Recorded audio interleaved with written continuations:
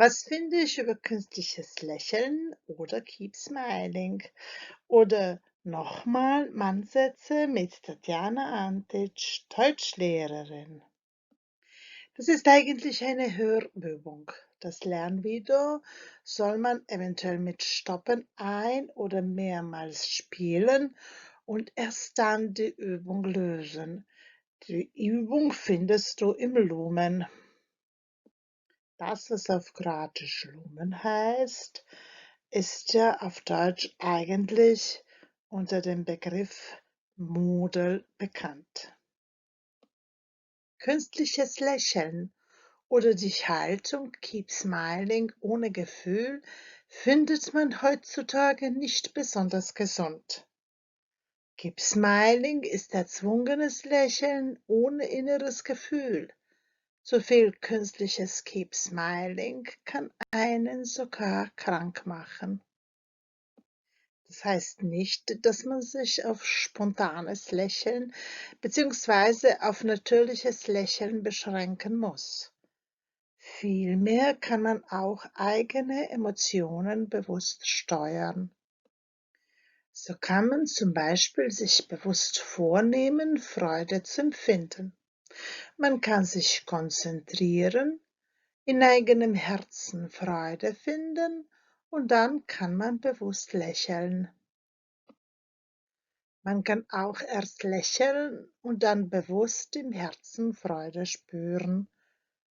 Man kann auch einem Menschen zulächeln, ihm ein Lächeln schenken. Dann kann man sich mit seinem Herzen, mit dem Herzen des anderen verbinden. Man kann sich bewusst machen, dass wir alle miteinander als Menschen verbunden sind. So ist das positive Gefühl von Freude dabei und aus dem künstlichen Lächeln kommt man zu einem natürlichen Lächeln.